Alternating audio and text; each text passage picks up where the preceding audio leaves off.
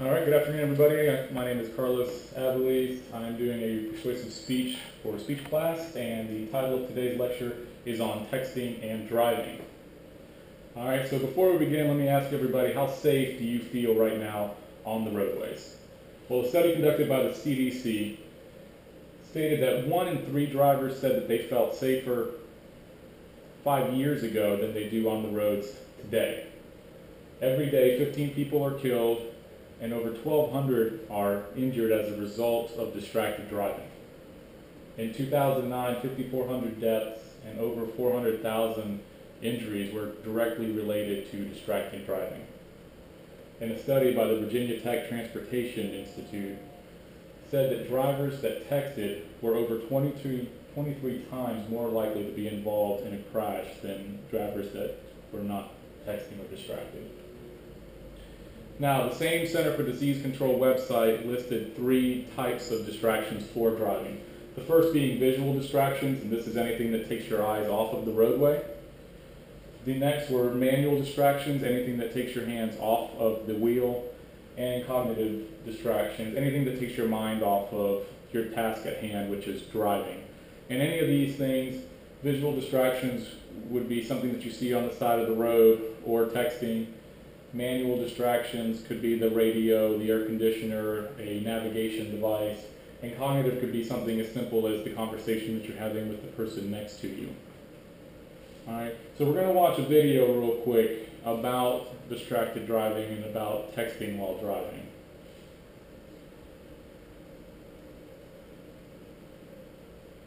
Okay, and the video is actually shot from a dashboard cam aboard a public bus in San Antonio. Alright, so this is video from the bus. Okay, as you can see, the driver was involved in an accident. You're going to see different kind of lapses there. Now, there were actually 2 physically disabled people aboard the bus at the time. And again, this was a public transportation bus in San Antonio. You can see the driver pull into his pocket, reach out the phone to check a message. Okay, not really realizing what was going on around him. By the time that he looked up and saw what was going on, it was too late. Right? Now, after the crash and during the investigation, they pulled the cell phone records and found out that he had actually been texting for over 6 minutes before the crash had actually happened. Okay, so how does texting and driving actually impair you? Well, according to textinganddraivingstatistics.com, drivers that texted and drove at the same time found that their reaction times were down by as much as 35%. And your steering capabilities were down as much as 91%.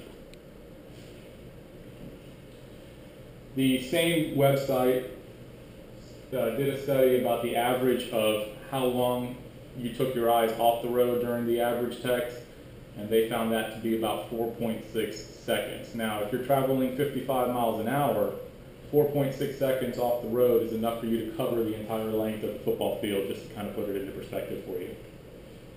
So who's at risk?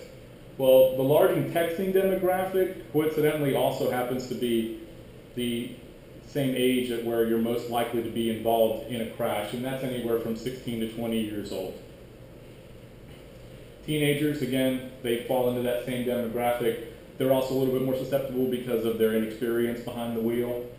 In a 2007 survey by AAA and 17 magazine, found that 46% of teens who were driving have already admitted to texting and driving at the same time. And the average was about approximately almost 2,900 text messages sent and received for the average teen with a mobile phone, which I just found astonishing. Okay, so what's being done about it? Now, are there laws out there? Absolutely.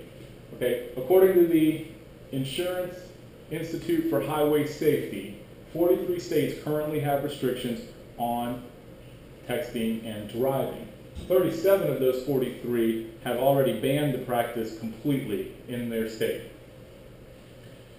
The U.S. military, it's illegal for you to use a phone, period, while operating any kind of motor vehicle or while in any type of government vehicle if you're on any military installation at all.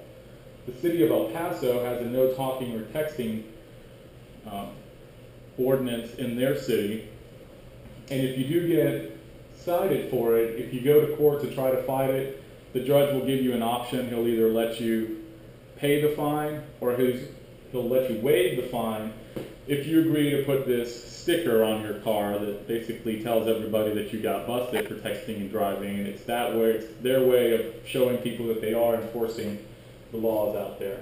Okay, and there are a lot of public service announcements out there right now, most of them geared directly at that demographic, at those teenagers, to try to get them to quit texting and driving. So to recap, there are drivers out there that are texting around you all the time. They're out there right now. They're out on the roadways. You need to be alert.